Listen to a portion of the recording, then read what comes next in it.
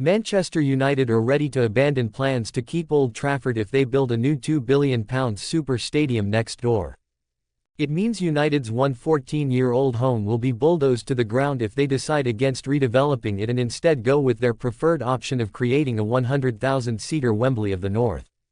United revealed their plans in the summer to scale down Old Trafford to a capacity of around 30,000 to preserve the history of the club and provide a venue for the women's and academy teams. But sources have told Mail Sport that they now realize it's unlikely to work, and what is effectively a separate stadium project would be too complex and cost hundreds of millions of pounds.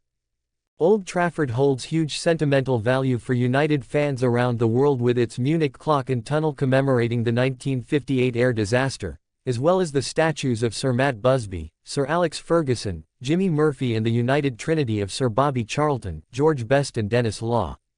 United will set up a heritage focus group to make sure the historical elements of Old Trafford are preserved if they do knock it down. Architects Foster and Partners are set to be appointed as master planners for the redevelopment of club-owned land around the ground and will need to find a way of integrating those elements into their design to ensure a brand new stadium isn't soulless.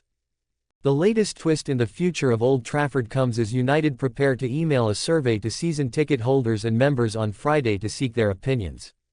Some fans who might have been in favor of a new stadium if it involved keeping Old Trafford might now vote against. However, former United captain Gary Neville, who sits on the task force led by Lord Coe that is driving the stadium project, believes the sentimental argument is being overplayed. "None of the stands that were there when I first went in 1979 are there in the same form," said Neville in an interview with The Athletic. "Most of the stands have been built between 1993 and 2005. We'd not be keeping anything that is 100 years old. What is it that we'd be saving?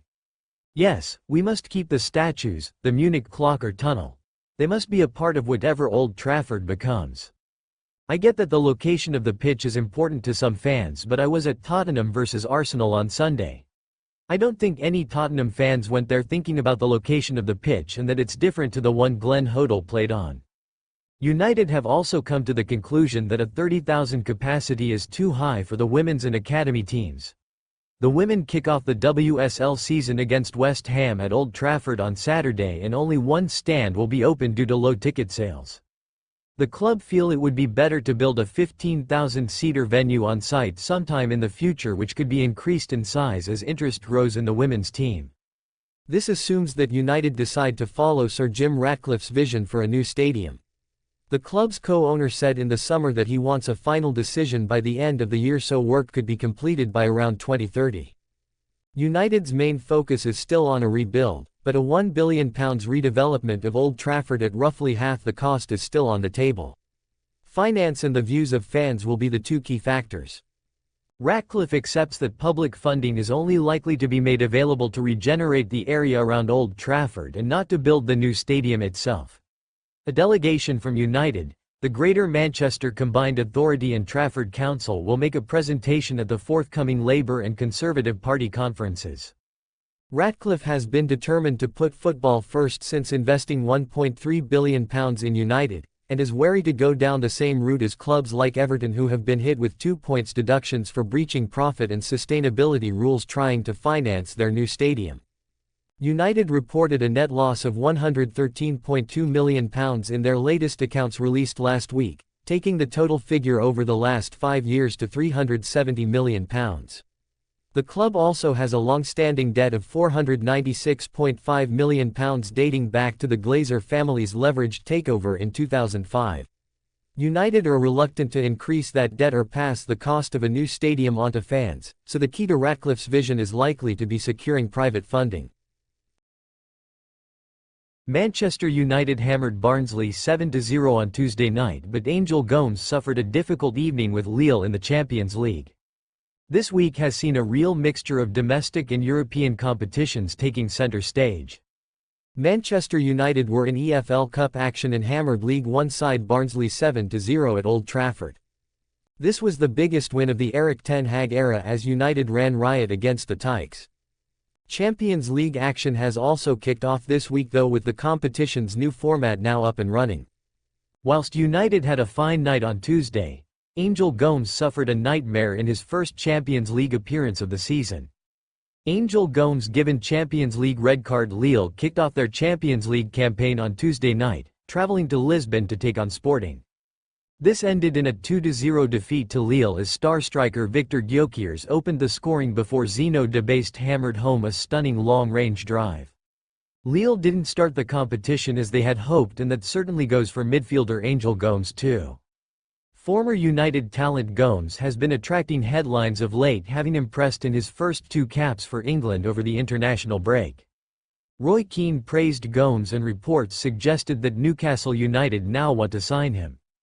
Gomes lined up for Lille against Sporting, but the night turned into a disaster for him as he picked up a red card for 2 bookable offences. The midfielder was given his marching orders in the first half as he failed to take his international form into Champions League action. Ex-Manchester United talent Gomes apologizes. Gomes will understandably feel that he let his team down, especially having picked up a yellow earlier in the half. The midfielder spoke to RMC Sport after the game and admitted his frustration with the referee's decision. Gomes feels that he should have been let off with a warning as his second yellow wasn't for a particularly dangerous challenge. Gomes admitted that he has apologized to his teammates, having made the task at hand a little more difficult for them. The decision also means that Gomes will now be suspended when Lille face Real Madrid in October. Gomes is gutted about that, having really wanted to play against Jude Bellingham and company. "I think, of course, being on a yellow card, I can be more cautious in the tackle against Gyökeres, but I think the ref was very quick to give the red card," said Gomes. "I could have got at least a warning because there was no malintent in the tackle, but I understand that he gave the decision and it's something that I'll have to move on with. It obviously then makes the game difficult for us. I obviously apologize to the team, but I think, with 11 players on the pitch, it's a difficult game. Of course, it's not what you want. You want to play against the best teams in the world and, in my head, I wanted to play against Real Madrid at home with our supporters," he added. This was not how Gomes imagined this Champions League campaign going, but he will back himself to bounce back and impress again, once his suspension is over. It will soon be nearly a month since the transfer window closed, but for Manchester United, the rumour mill never stops, and neither does the planning for the next window. The latest one has reliably linked Manchester United to Martin Baturina, the Croatian midfielder who has started this season on fire. United signed 5 players this summer in a busy transfer window where many left as well, as Ineos finally engineered a much-needed overhaul.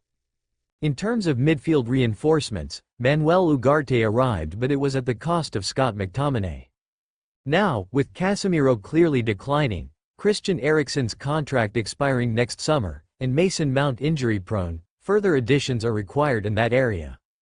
That search has landed United on Baturina, the 21-year-old Dinamo Zagreb midfielder whose transfer could be Lenny Euro 2.0. Man UTD in for Martin Baturina transfer. First off, the chase for Baturina's signature is expected to heat up significantly by the time next summer rolls around.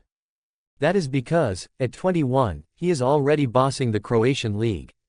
In just 5 appearances in the league, playing 69% of available minutes, he has laid on 4 assists. Having made his international debut for Croatia near the end of 2023, he is a fixture in the senior setup as well, widely expected to take over the talismanic midfield duties from Luka Modric. Sky Germany's Patrick Berger reports that United have positioned themselves to try for him next summer after he rejected a move to other sides this summer.